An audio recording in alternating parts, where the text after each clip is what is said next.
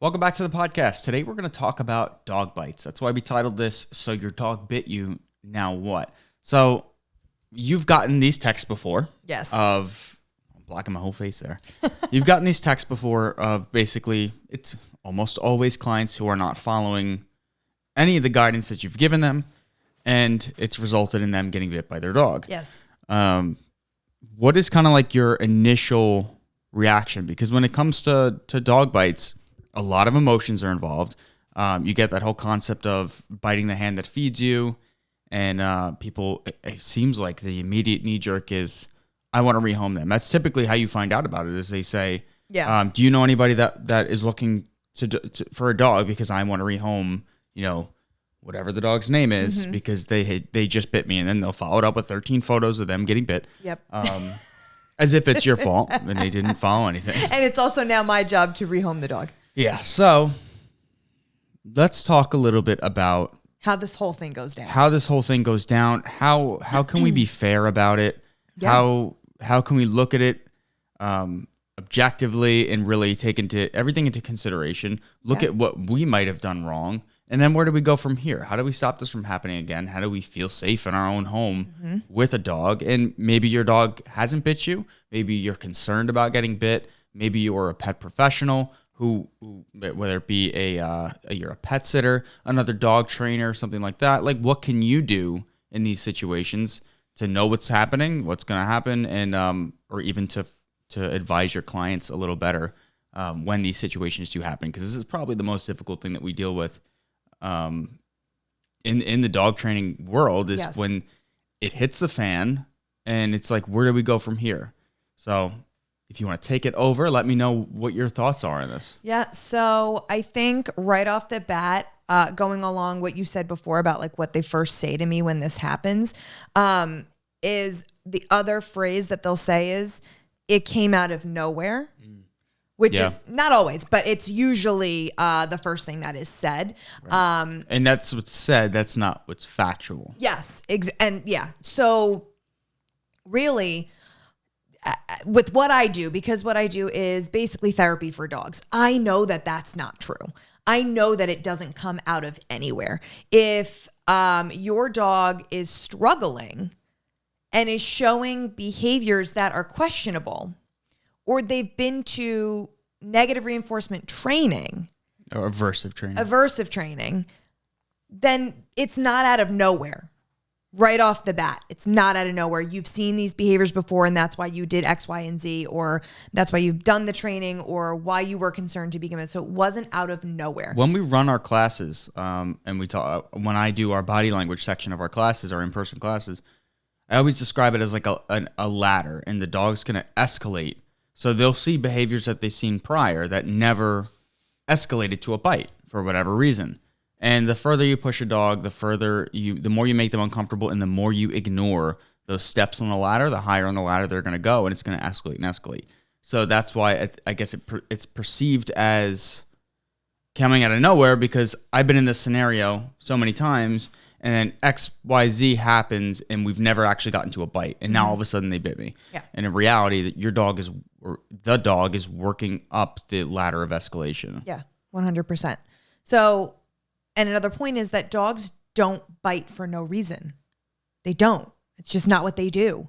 They are very, very non-confrontational creatures unless they are pushed to feeling like they are constantly in a fight or flight. And then we have a family issue, right? There's so much that goes into this. So let's first go into, the Ian Dunbar scale. I think that's where I want to start. And then I will work away from that and go through all the scenarios, what they mean, and what your future looks like. Yeah, that's a good place to start. So if you're unfamiliar with the Ian Dunbar scale, it's by Dr. Ian Dunbar. It is a bite scale.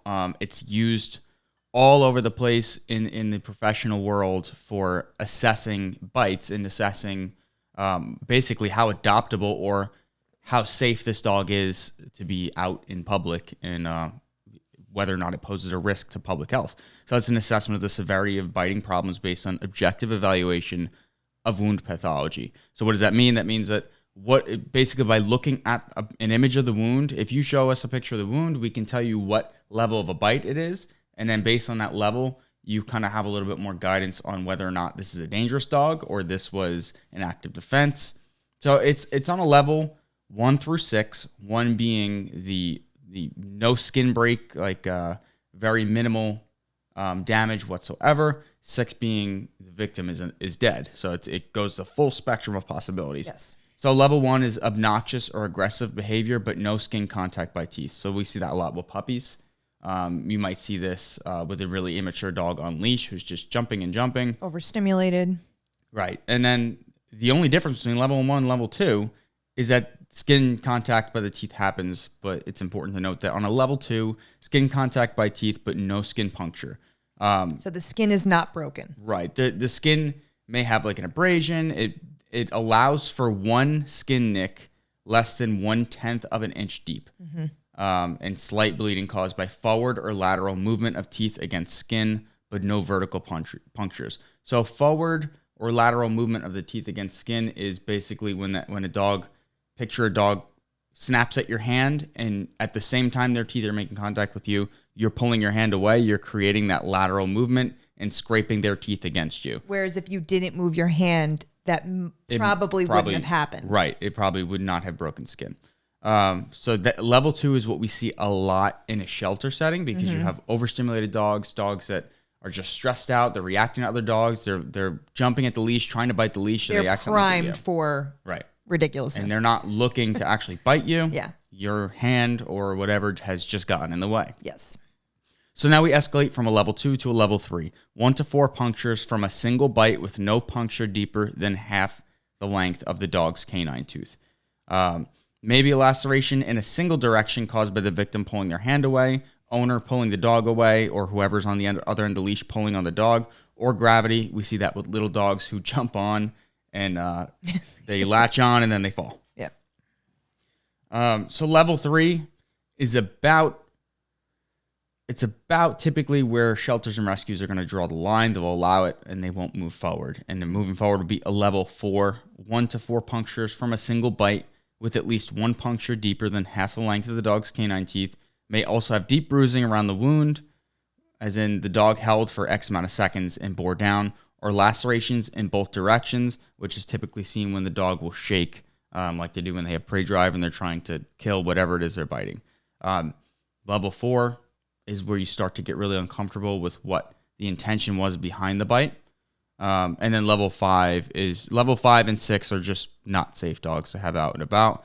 Level 5 is a multiple bite incident with at least 2 level 4 bites, or multiple attack incident with at least 1 level 4 bite in each. So the difference between a dog bite and a dog attack: a dog bite is 1 bite incident. A dog attack is it'll be 1 bite incident, but then the dog continues to come after and will attempt to at least land additional attacks or additional bites. So that's the difference between a bite and an attack. Level 5, level 6. Level 6, of course, like I said before, victim dead. Level 5 and level 6 are dangerous dogs. Those are not dogs that you would want to adopt out. Those are dogs that when we're working with a client, we need to have a serious, obviously level 6, forget about it. I mean, that's going to be, that's good. That won't even get to us. The judge will decide immediately what the fate of the animal is at that point. But a level 5 bite, it's a problem. It's a serious problem, and that's when that difficult conversation has to happen. So that is our Ian Dunbar dog bite scale. It's it's like the Bible or the Quran of dog bites and assessing them pathologically. Yep. So now you can continue where you were. Now let's get into it and say, okay, so what do these levels mean, right? So obviously the 1 and 2, that's like that puppy play behavior.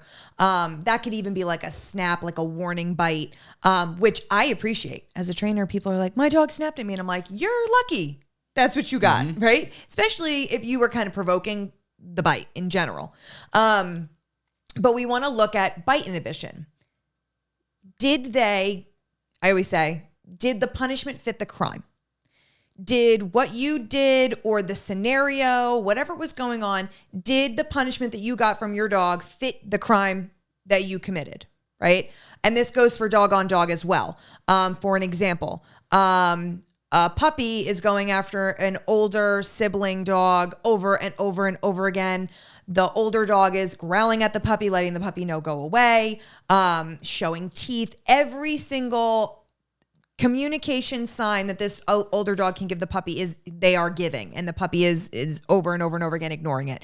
And then the dog snaps, nothing, and then the dog actually lands a bite, but does not break skin.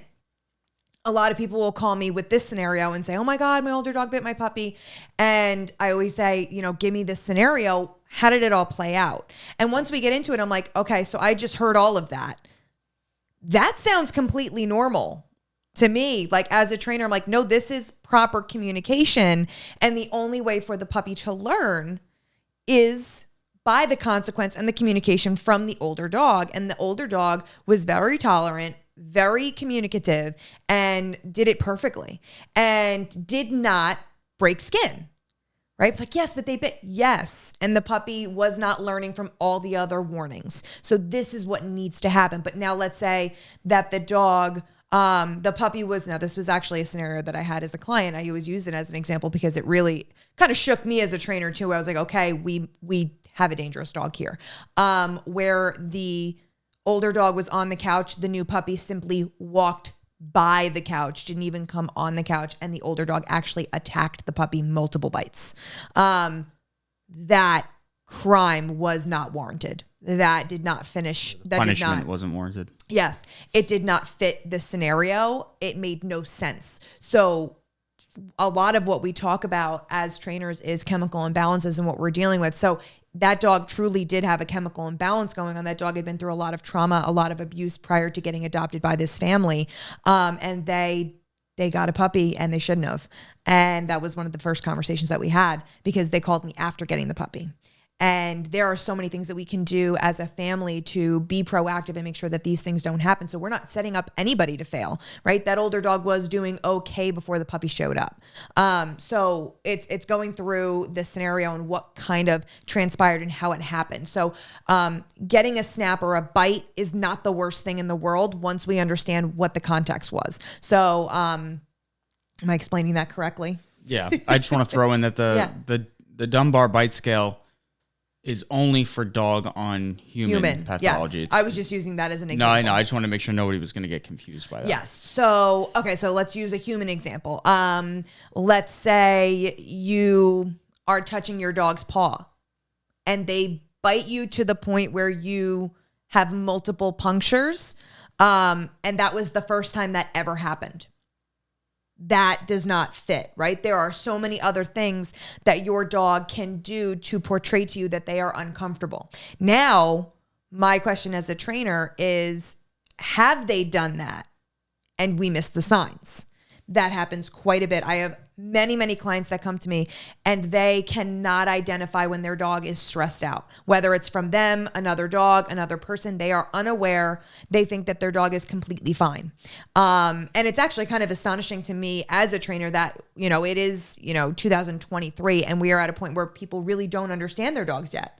They are almost clueless, and it scares me, really it does, that I'm like literally walking through them in a scenario. Your dog is really not okay. You need to move them back. And they've probably put their dog in that situation multiple times. Yeah, you're like, how many times has that almost escalated when I wasn't here to witness it and to stop it? And they got lucky. They really did. So learning your dog is number one. The other part I want to bring up is training aspects, right? I had a call today. Someone was saying that, their dog has been through a ton of training and it's a really good trainer and, the dog hasn't been fixed yet. And the dog keeps going after the older dog and that, she's the problem. In reality, she is giving every cue in this book to have this younger dog leave her alone. And now the mom's so upset that she keeps biting him in the face. And I'm like, he's got like 20 pounds on her. They're both on the smaller end. And, I asked what kind of training they were going through, and it was aversive training. Mm-hmm. And we cannot be shocked that our dogs are having aggressive tendencies or reactive tendencies when we're using fire to fight fire. It's like saying your kid can't yell at you when all you do is yell at them. It's just when you meet fire with fire, you're never going to de-escalate a situation. You're never going to fix anything to be positive, and there's going to be no emotional regulation in your household. So if we have constant stress and we're rough on our dogs, right? If you are correcting your dog either with your hand, your body, a prong collar, a shock collar, and you are confused as to why you are getting bit, your answer is right there. We have to move away from these types of things if we want our dogs to be behaviorally sound. Yeah, it's like you shove somebody and you don't expect them to hit you back. I mean, you're inflicting pain. It's unrealistic. Right. It's unrealistic. It's really the only way you could sum it up. Yeah. And a lot of people say, well, it's a dog, it should respect me. That's the number one thing that we hear. And it's mutual respect. If you want an awesome relationship with your dog, a dog who's behaviorally sound, that loves you unconditionally, you have to meet them halfway. And if you don't, you are going to get a dog who is snippy and doesn't want to be around you and will bite you. Mm-hmm. So it always comes down to, my dog bit me. I want to rehome. Now, this is probably the single most thing that will literally make my eye twitch. And I have to always ask, how did we get here? Right? What has transpired over the years? And a lot of people want to ignore that. They want to take their own responsibility out of it. And if you are someone who has done this, I get it, because we are humans and we are imperfect, but we as a society do need to start taking responsibility for what we do to our dogs and what happens afterwards. Mm-hmm. And again, it goes back to like our families, right? Nobody made you get a dog. Nobody made you had kids. It would be very looked down upon for somebody to give up their child, right? It's illegal. You're not allowed to do that. And there's a reason why, because you made the decision to procreate and bring this child into the world. And now it is your job to parent them and make them a normal person in society. And it's the same for our dogs, or at least I wish that we had the same understanding that this is where we should be moving as a society. You bring a dog home. Nobody made you do that. You were not forced into this. You brought this dog here, and it is your job moving forward to make sure that they have the best life possible. Yeah. All of their needs are met. If you go the route of negative reinforcement, aversive training, that is a choice that you have made. Your dog did not make that choice. They did not ask for that. So if they are put through that, the responses and what you are dealt with afterwards cannot be held on their shoulders. Point blank. So if we are at a point where your dog is biting you because of the training that you have put them through, and now they have trauma or they have a chemical imbalance or they have PTSD because of that, it is again your responsibility now to fix it. We all make mistakes. All of us, okay? Even stuff in the past, like John and I have said things that are incorrect when we first started, but it is our job to now reinform the public of, hey, we were misinformed then. We did more research. We know that's not correct. I have changed as a trainer from the very beginning. I do things very, very differently now than when I first started out, and I admit that, right? That doesn't take away from what I do now. It just shows that I'm willing to grow, and this goes for all people. As a dog parent, you need to be able to admit, I did this wrong. And I do. Thankfully, I have a lot of clients that come to me and say, I want to move away from this. And I know that this is a problem, what we've done in the past, but then you have to also be okay with the amount of time and effort that it takes to come back from it. Yeah. And I know a lot of people aren't, but you cannot rehome a dog or surrender a dog to a shelter and just let them have their fate up to somebody that doesn't even know them. It's with a bite history, it's not going to end well. Yeah. And I think we really need to look at this, look at a dog bite situation as something coming to a head. It's not the end of a road, but it's when we need to start doing some forensics and figuring out, all right, what's really going on here. Mm-hmm. It's your dog. Chances are you've been living safely with your dog for X amount of time, and this has escalated to that point. And I guess the best way I could put it is it's not the end of the road. It's just time to take things seriously and really figure out what's going on. And if what you say is true, that there was no indicators that you're aware of, you're pretty savvy, you know your dog inside and out, and there were no indicators, then there's other there's other things that we need to take a look at. Is there a medical concern going on? Is the dog injured? Yep. UTIs, especially in older dogs, can really change, alter their mental status.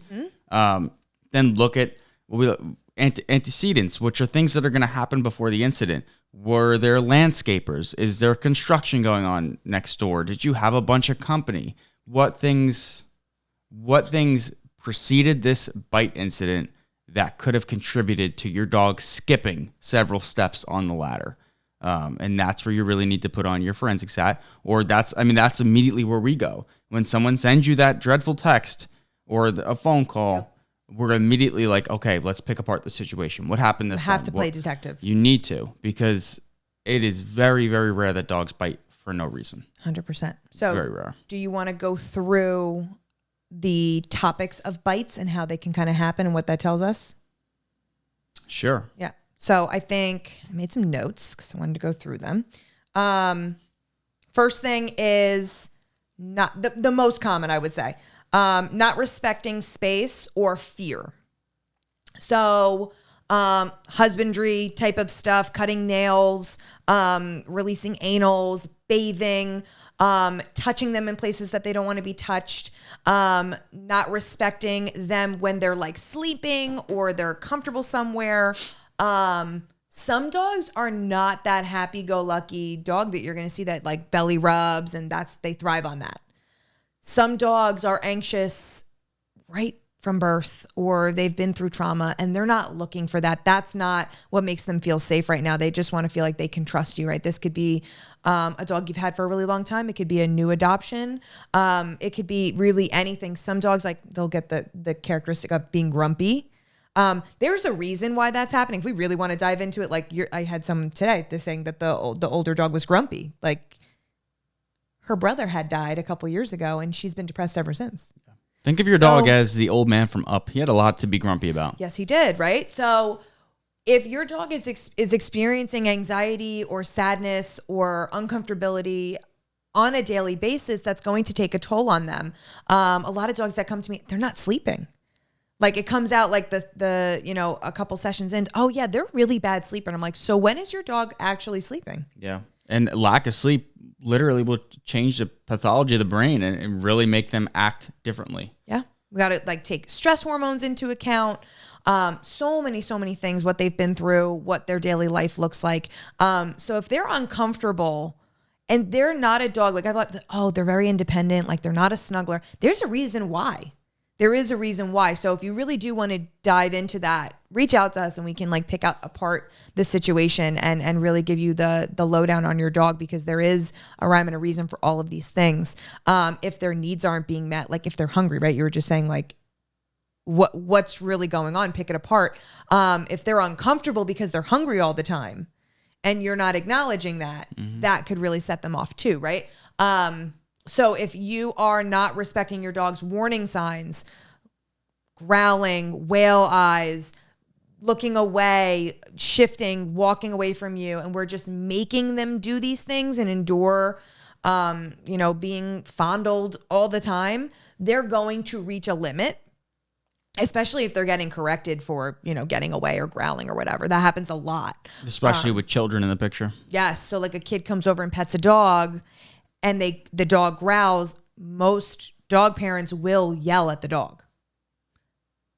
And believe me, I get it. I am a trainer, and even I get triggered sometimes when I'm around, because it's your first gut reaction to correct, because that's how we were all raised. I was born in the 90s. That's even not that long ago. And, my parents are fabulous, but that's what they were taught too. And it gets passed down. So you have to mentally move away from that and retrain your brain to not act that way. It is hard. I am not saying this is easy, but if this is something that you have been doing and you want to get it, you have to learn to untrigger yourself and remain calm. But when we yell at them around kids for petting them, we're silencing them, and we're also making kids a negative, because I get yelled at every single time a kid touches me. So you are literally setting them up to fail long term. So a lot of people say, oh, dog bites kid. And I'm like, okay, what happened prior? Because I know it wasn't out of nowhere. I know it. So that's the fear, not respecting space type of situation that we're looking for. So if you were ignoring those signs and pushing them, and you got bit, the proof is in the pudding right there. You have to respect those signs. And if there are things that need to happen, like cutting nails, I get it. Those things need to happen. We need to desensitize and counter-condition through that positively. We're not forcing them to get to the other side, right? So it's respect and then training all at the same time. And there's tools out there. A properly desensitized muzzle will keep you safe, keep them safe. Yes. Muzzles are fabulous. A lot of people I get it. It looks like the Bane mask. I understand. But we have to also change the way that our brains look at these muzzles. They are a safety mechanism for our dogs to stay safe. I always tell people muzzles are not for people and other dogs. They are for the dog that is wearing it to keep them out of harm's way, because they have been put in situations that they can't handle.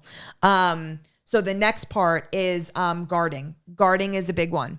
What I like to explain to people is when your dog is guarding something, whether you believe it's valuable or not, it does not matter. If your dog thinks that the item, the person, the furniture, anything, the food is valuable enough, they go into a different state of thinking. Your relationship, this is what really people have such a hard time understanding. You could have the best relationship with your dog. Your dog could love you to the nines. You be their person.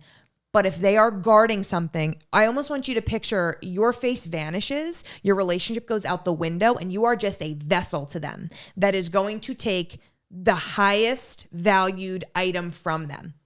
And they will do anything to keep it. Yeah, in their mind, you're threatening them. Yes. You're threatening their resource. Right? And they're trying to respond accordingly. If you get bit because the dog is guarding, I know well and good that you ignored all of the signs. And again, if your dog is guarding and they get sent to aversive training, they will suppress those signs. The growling, the lunging, the whale eyes. And that's when people say, oh, my dog just snapped. And I've seen it. I've seen dogs go 0 to 100. So I don't think people are lying, but I know that the training that was used prior is the result of that. Dogs do not come out the womb just doing that. Mm-hmm. They just don't. It's not in their nature. It's not in their makeup. Again, we have to respect the signs and check our ego at the door. When your dog is guarding, a lot of people are like, oh, they're going to respect me. I need to take the item now, or they're going to think they're going to be able to do it whenever. Abort that, throw it out the window. You need to find a behavioral positive reinforcement trainer that will help you work through this. So again, it's respecting the signs, not pushing our dogs to bite us, and then fixing the problem. Okay. Most of the time when a dog is guarding, it'll be a 1 bite and a release and go back to the item. Which again falls under the Ian Dunbar scale of being appropriate. Right. Another one is redirection, which most people don't know about. And it's very, very, very common. So a redirection is you getting a bite that essentially was not for you. So an example is you're walking your really reactive dog on leash. They see another dog, the dog's barking back at them, they're barking at the dog. And instead of landing a bite on the dog, which they physically can't because the dog is too far away, they get so overwhelmed and they hit the red zone, they hit their threshold, and they actually redirect that energy back on you, who is holding the leash, or someone in the vicinity. And humans do this too. How many people, or anytime you watch Cops, you watch some things on TV, Yep. People get angry and put their fist through drywall. Yep. What did the drywall do to them? It's you're redirecting your anger towards something else because you can't outlet it on what you actually want to outlet it on. And it cannot be destroyed. It's there. It needs to go somewhere. So until your dog understands how to self-regulate their emotions and bring themselves out of the red zone without hurting anybody, I, as a trainer, cannot expect any different from them. I tell people this all the time. If we don't do the work and we don't help them, I will never demand better. I can't. It's not fair. It's like having a person go to one therapy session and expect them to fix their entire world. It's not how this works. So if you have a dog that is redirecting, this is probably, I would say, one of the most dangerous bites because you are not expecting it. There are no warning signs because it's not really directed at you. Another variation of redirection is like in a dog fight. If you're trying to break up a dog fight and you get your hand in there, they're in fight or flight. So parts of the brain are ignited and other parts are shut down. So it's not working properly, logistically.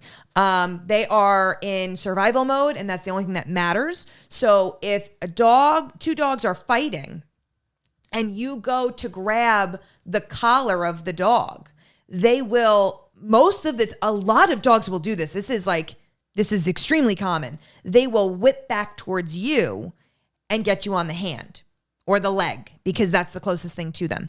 They just think that another dog is around them trying to come for them and hurt them. So they are in defense mode. They don't see you, hear you, nothing. So that is extremely common. How many clients have come to me with broken hands because they stick their hand in a dog fight? Yeah, and we see it in the shelter setting. Always. It's important to know just from an anatomical perspective, the dogs have a significantly smaller prefrontal cortex or frontal cortex or frontal lobe than humans do. And that's kind of the part of the brain that acts as a filter. Like when you have those intrusive thoughts and it's like, you don't say that thing, don't do that thing. Dogs do not have, and most other mammals do not have the ability to filter those impulses the way humans do. And we're kind of holding them to the same standard that we're at. We have a fully developed prefrontal cortex. They do not. Yep. They have just enough to get by. Yep. So we have to take all this into account when we look and we're trying to play detective of how this happened. What was the other one I had late? I had 4. Oh, low bite inhibition. If your dog never learned how hard is too hard and they get upset for any of the top reasons or just overstimulation, they don't understand that they bit you too hard. They are unaware of that. So and that's, again, it's not always on us. But if we're noticing that prior, and this is bumping up the scale, like always, like they're getting more overstimulated, they're more stressed. Like even in a fear response, like the first one I went over, I have a dog that we worked with back in the day who bit his child sibling in the face because there was a thunderstorm and the dog was on trazodone, which is a sedative. It makes you feel kind of loopy and drunk, so you're off kilter. He was hiding behind the rocking chair. She came looking for him, and she moved the rocking chair and he lunged at her face. It was unintentional. He didn't mean to do it. He loves that little girl. It was a child in the home. Yes. I thought when you said sibling, I thought you meant another dog. Yeah, I said human sibling. I think I did. And, mom and dad were so upset. I was like, listen, when you tell me what happened, it does make sense. Mm-hmm. So I would not say this dog is dangerous. There are ways to avoid this and fix this, right? So I guess that leads into us, how do we fix it, right? Right. How do you fix it? You need to... No, I have nothing else to add, and I don't mean to hijack here. No, good. But step 1, identify a reason. Try and find a pattern of predictability.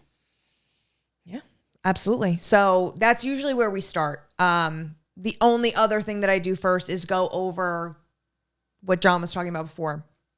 Medically, where are we at? Are they fine? Did things change in the home? Are they stressed? Is your dog an anxious dog? Have they shown this type of behavior prior? What are we doing in this situation? Right? How are we correcting that problem currently? So many things, right? I really get down to it, but really are our needs being met?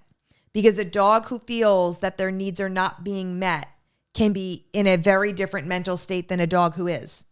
So that's right off the bat. I definitely want to get to the situational stuff. I want to see, okay, like plan this all out for me. But how also is your dog on a daily basis? Because they're already starting at like a 7 or an 8.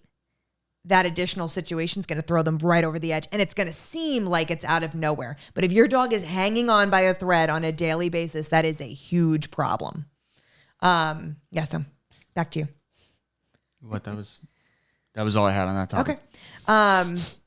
So then, I said identifying the cause, basically. And then where do you, I don't want to get into giving specific advice because that would just be cookie cutter. And there's another study, I'm saying another study, I haven't even gotten to the first study, but there's another study that was recently published a few days ago that talks about like basically just how like multifaceted aggression is and how it comes from different parts of the brain. And it's not just a one size fits all. There's so many different causes for it. And that's why you need a professional. Yeah. Yep. I think the other thing I want to mention is, again, if your dog has had an abusive past, trauma, neglect, genetic chemical imbalance, dealing with a lot of anxiety, and again, just constantly stressed, like their cortisol levels are higher than they should be on a daily level, that is something that can be fixed. And I think a lot of people don't understand that. Or, you say medication and people get really uncomfortable with that. But it's like, I always say, if someone's hesitant, and I would put money on the fact that their dog is really struggling with chemical imbalance. I would always say, if your best friend or your spouse came to you and said, I feel really depressed and anxious lately, I really think I need to go find a therapist and get on some medication, would you ever tell them that's a bad idea? No.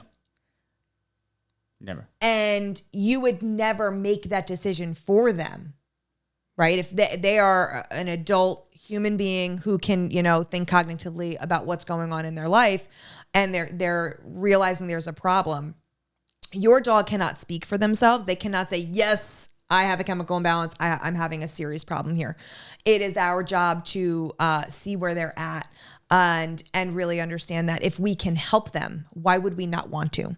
Because if they are stressed on a daily level and they are in situations that they can't handle and that you feel like you're walking on eggshells, how badly do you think they feel, right? They should not be feeling that on a daily basis. It is not healthy. It is not safe for everybody in the home. And it increases stress for everybody. So that can be fixed and that can be worked on. It does not need to be a life sentence that they need medication. That's a huge misconception. A lot of people, I had people today come and I talked to them about their dog and, they're like, is there a test? No, there is no test to prove a chemical imbalance, unfortunately. But we can, obviously look through behavior and see what we have going on. If our dogs are landing bites consistently, are guarding consistently, have a lot of trauma in their past, are really feeling negatively charged on a daily basis, have experienced loss, like that other dog who had lost her brother who she really loved. Grief. Dogs can grieve and mourn hard. And it's not extremely common. A lot of dogs tend to kind of bounce back quickly. But I've had my fair share. Our good friend now, she started out as a training client, but she's actually one of our very dear friends. Her daughter's dog experienced her mother's dog's loss. They spent, weeks together at a time. And when the older one passed, he mourned. And until we fixed that chemical imbalance, he was miserable, biting the dad. And they were like, what's happening? Like, it was wild. And once we actually fixed it, and she was like, I had no idea that he was struggling so badly. And until we fixed it, now, they have a baby on the way and they're so excited and he is in such a good place. And they are just so thankful that we figured it out earlier. Yeah. Yeah. And there is, like you said, there's no test to see if your dog needs to go on some type of anti-anxiety medication, but it kind of becomes a process of elimination. We say, okay, there's no medical ailments that we can identify. There, we've looked for a reasoning on why they're acting this way. We've ruled everything out. Let's try one. There's no harm in trying. Let's try it. And if you see improvement by about 4 weeks on a short acting or a long acting drug like fluoxetine, which is Prozac, then you've just identified that your dog probably needs this. And some may very well need to be on it for the rest of their life. And it's not that big of a deal. Something like 12% of humans are on some kind of SSRI or antidepressant. And most of them are going to be on it for the rest of their lives. Some people, whether it be just trauma that they get passed down genetically, that they experience, trauma will actually change the structure of your brain and the way that it works.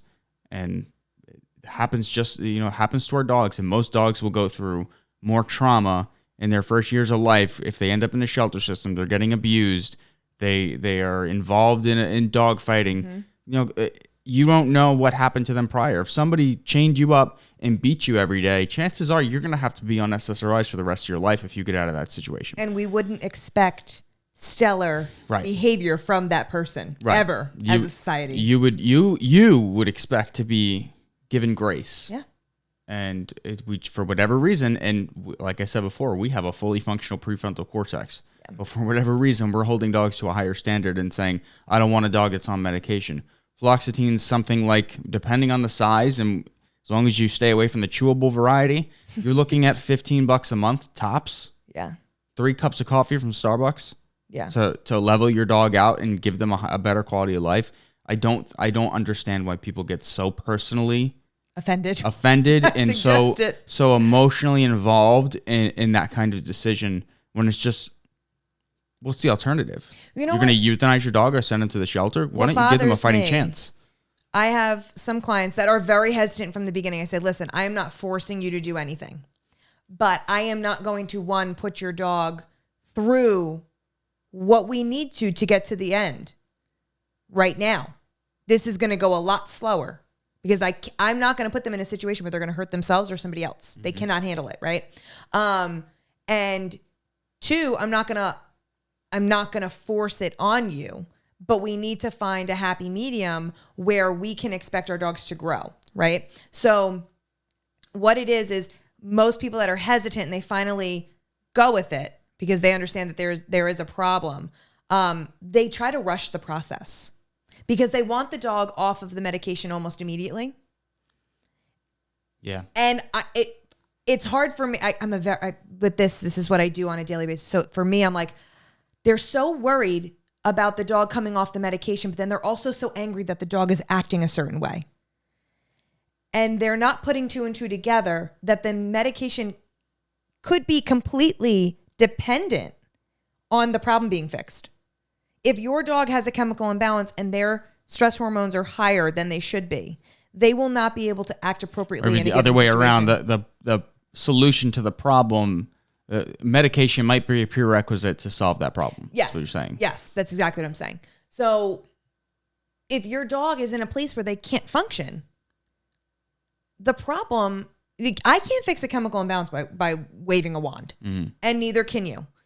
So, and I could train this dog forever.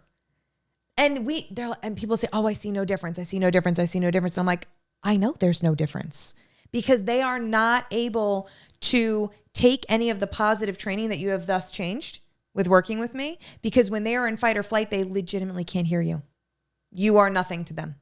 So they cannot make, like, if you are in fight or flight and you seriously think that you are in danger, any positivity that's in the background, you don't hear, or even it doesn't stick.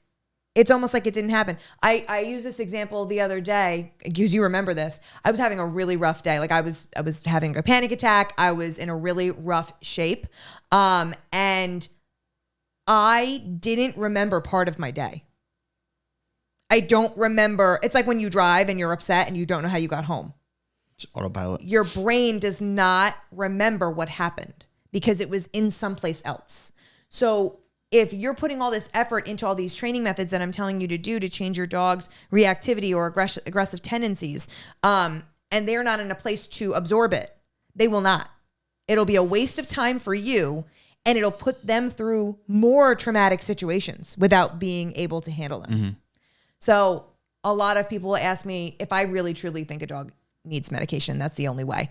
They'll say, can we do without it? And I'll say, no, I won't do it.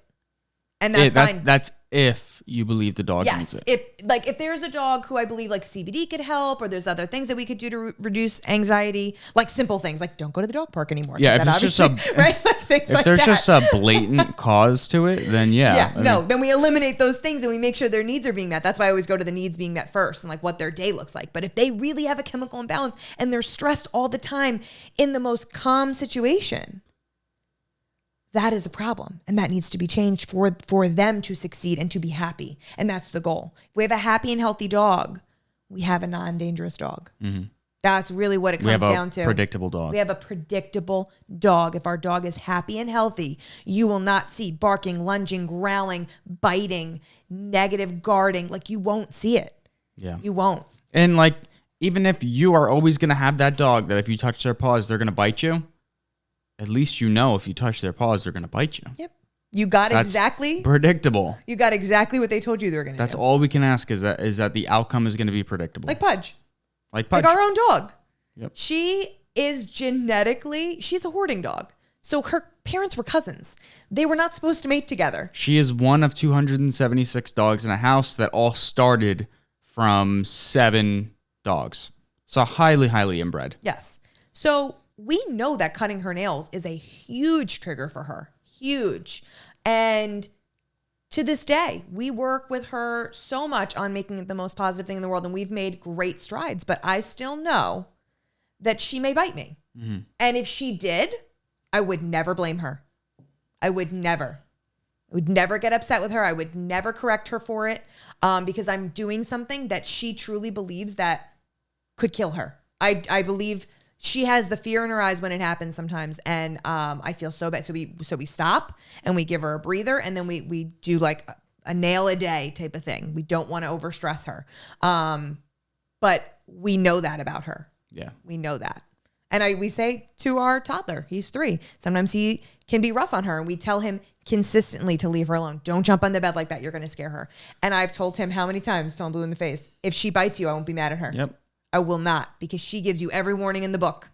And again, he's 3. I understand he's a child, but he knows. He does know. Not all kids at that age will know. Obviously, John and I are a lot more diligent about it than most parents are because it's what we do for a living. But he knows what he should and should not do around her. Yeah. So I know that she gives him every warning possible. And she's never done it. But if she ever did, I wouldn't blame her. Mm-hmm. So for anybody listening that's in this situation, they click this title because they search because they literally just had an incident with their dog where their dog bit them. Or they're nearing it. Yeah. Or they're nearing it, but they're feeling a lot of emotions right now. I think it's important that they know that they have resources out there. That you're a resource for literally no matter where you are in the world, you can be a resource if you can explain that. Yep. So big thing that people have a hard time understanding is that you can work with me from anywhere. Okay. I do Zoom sessions. I do not need to see your dog in action. I do not need to be there in person. All I need is you to sit down with a cup of coffee, a cup of tea, and we go over absolutely everything that is going on in your home and how you can fix it without me even physically getting involved. Because there are so many things, like we discussed today, so many things that go into this that can be easily changed. But if they don't get changed, I could literally do anything that the aversive trainers do, and you will still have the same result. Right. Until you fix those things, you will be in the same place or worse. So we really need to get down to the nitty gritty of it and understand what their day looks like, what their triggers are, and why the biting is happening. And then we desensitize, we counter condition, we make sure they have no chemical imbalance, that they feel safe, and that your relationship is mutual love and respect. When we do those things, we come out on the other side. But I can do that sitting here just like I am right now. I do not need to be there in person. Right. And don't listen to any trainers that tell you that you need to use a prong collar, a shock collar, because it might look like, and they might be able to show you situations where this has been fixed, where they fixed it. They've suppressed the reaction. They've suppressed the dog from growling, from doing anything other than escalating to a bite. So while it looks like the dog is brought back under control, in reality, like I always say, you've taken the tick away from the time bomb, it's still going to explode. Very dangerous. Extremely, especially with kids in the home. Yeah. So yeah, reach out to Jamie if you need help, and we can help you from anywhere, no matter where you are. We have clients all over the world on different continents. Dogs are dogs. Doesn't matter where your dog lives. Mm-hmm. They're still dogs, and they're going to act like dogs. So you want to talk about the trainer's toolbox for this week. Last week we talked about the Pupsicle by Woof, and this week it felt appropriate to talk about this here book that if you're watching on YouTube, you've seen in the middle of the table or in the middle of the desk the entire time. This book is called Dog Bites, a Multidisciplinary Perspective by Daniel S. Mills and Carrie Westgarth, who are both dog behavior experts. This book it's a comprehensive overview of the causes, prevention, and management of dog bites and covers a wide range of topics, including the different types of dog bites, the factors that contribute to dog bites, how to prevent them, what to do if you're bitten, how to manage the aftermath, the legal and ethical aspects, media coverage, the role of behavior experts in preventing and managing dog bites.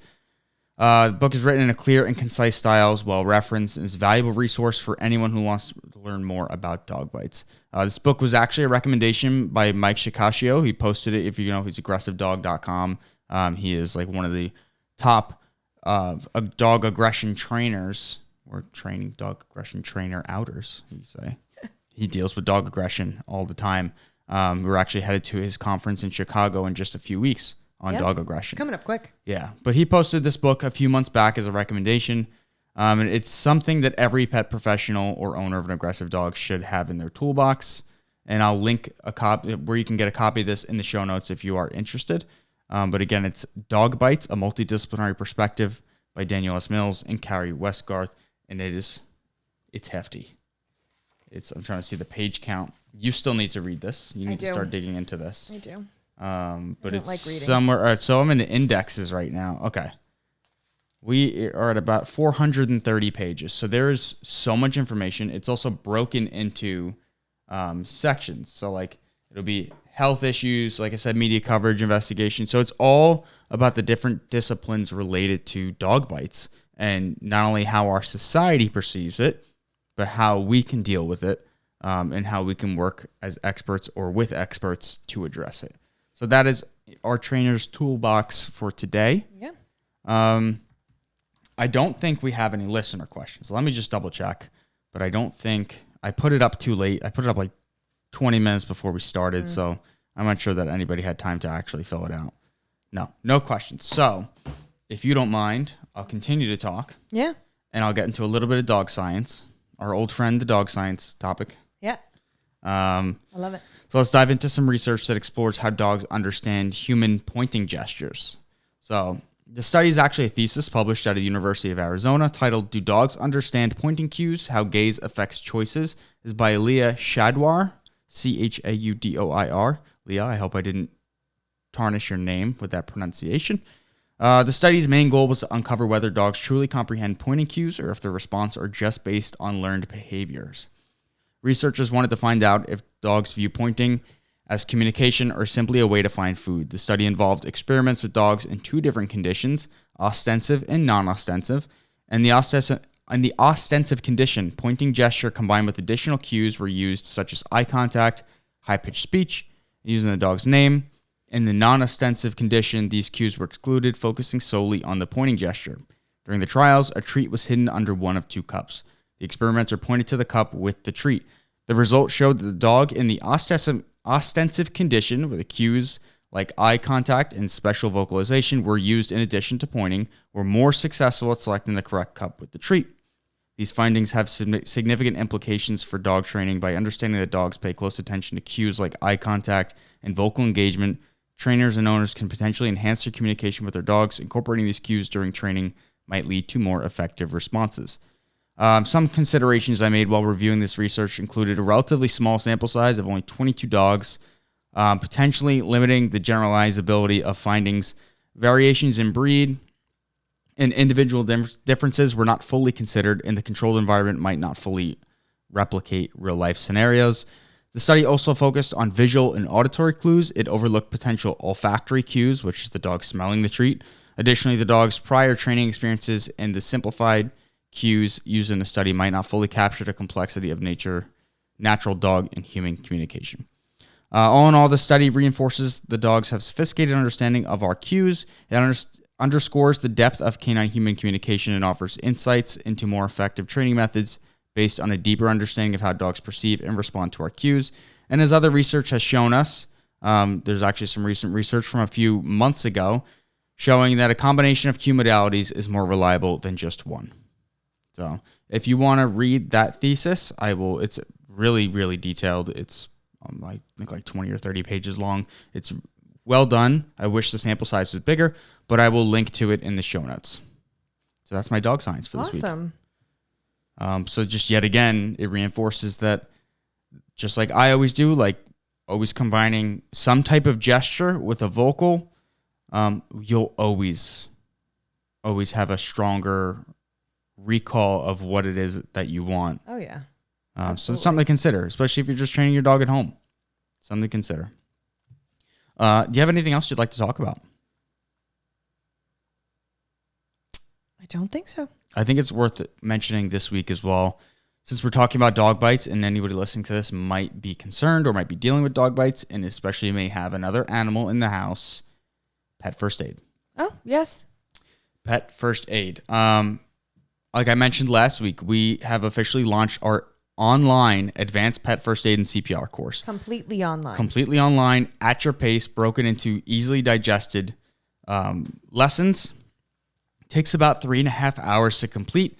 Upon completion and finishing that final exam, you'll get a beautiful holographic certification card that is yours to keep, and will always be associated with you can go on a website, and if you're looking for an employer, you want to show off to your clients, they can verify that you are certified right through our website, and it's lifetime. So you'll have the course for life, including any updates that come in the future. You'll be able to recertify after 2 years for free. You just take the test again, and we re-up your certification through the website. So it's $147. If you are associated with NAPS, the National Association of Professional Pet Sitters, they have endorsed the course and are offering a discount for their members. So check, I don't know where they're posting that. If you're a member, you've definitely gotten an email from them that has the link to the discount, but look out for that if you are a NAPS member. But this is something a lot of people are worried, like, well, do I really need advanced pet first aid? It's designed to be extremely approachable. If you've already taken a first aid course, not a problem. If you've never taken a first aid course, not a problem, because it covers everything soup to nuts, and it will be constantly updated. There's already 2 more pending modules that I'm going to be adding under just additional stuff. One of them is disaster preparedness, and the other one I will release info on in the future at a later time. I think it's also important to note that I know you said you can go at your own pace, but I think a lot of people get confused. There's no timeline. You do not need to finish it at a certain time when you purchase it. Right. Like someone reached out and they were like, oh, I want to purchase it, but I won't be able to get to it till September. That's fine. That's fine. It's yours. You take your time. It's yours. It's yours. You'll get it whenever you want. You're just not certified until you pass the final exam, which includes opening and reading all the lessons. But it's yours. It's yours to keep, and it's on your timeline. There is no rush. Yeah. There is unlimited retries. We just want to make sure that you understand the material, and if you need it, I am here for remediation. We can jump on a phone call, and I can answer any of your questions, help you understand one of the topics better. But yeah, this is designed to be extremely comprehensive, yet extremely approachable. So if you're interested at all, pawsomeuniversity.com/pet first aid, or you can look for the link in the show notes or on our Instagram or anywhere else. Speaking of Instagram, we are at Pawsome University on Instagram. You can find us on YouTube, Facebook, occasionally TikTok. Not much though. TikTok's kind of, I don't know what happened to TikTok. I don't know either. It used to be so cool for like a now. year. But yeah, follow along. And yeah, we don't have a question for today, but if I had put that out earlier, we would have been able to do a listener question. I think we talked about more than enough today. Yeah, but if you follow us on Instagram, you can just check our story. Typically on Tuesdays, we'll put up something looking for questions, and that's your opportunity to submit your question to us, and we might answer it right here on the podcast. So that wraps it up for today. I don't know what we're going to talk about next week yet, but I'm sure it'll be a good one. But where can they find you again if they want to enroll in training? Oh, so if you want to enroll in training, you can just go to pawsomeuniversity.com. If you go to, especially if you really need virtual, like you're out of New Jersey, go to online dog training, and it'll say pricing and bundles. You can go there. I have one single session. I have, you can do multiple single sessions, whatever works for you. But then I have some bundle options where you can purchase some additional sessions for cheaper. This helps you stay consistent. There's no timeline. Again, they don't expire. They're there for you. But yeah. What if they want to talk about it first before they commit? I also have a free eval, so you can sign up for a free 15-minute eval call. We'll discuss what you're experiencing, what training option might be best for you, and to ease your woes and explain a little bit more in detail why virtual training can work for every single dog. Because that surprises people. It does. Quite a bit. Yep. And also, we are, as far as I know, one of the only higher level dog training behavior modification companies that offer payment plans on our bundles. Yep. So you might be able to afford it. It might surprise you. If you think that it's not within your budget, you might be pleasantly surprised. So head over to pawsomeuniversity.com and you can check out the bundles. You could check out our payment plans with the bundles and see what works for you. And at the very least, if you're still on the fence, schedule a call with Jamie. It's free. You don't have to talk to anybody to actually schedule the call. It's all automatically through the website. Just pick a date, a time, enter your phone number and your name and your email, and she will personally call you when it's your turn to get called. All right, so that's all we have for this week. Yep. Until next week. Class dismissed.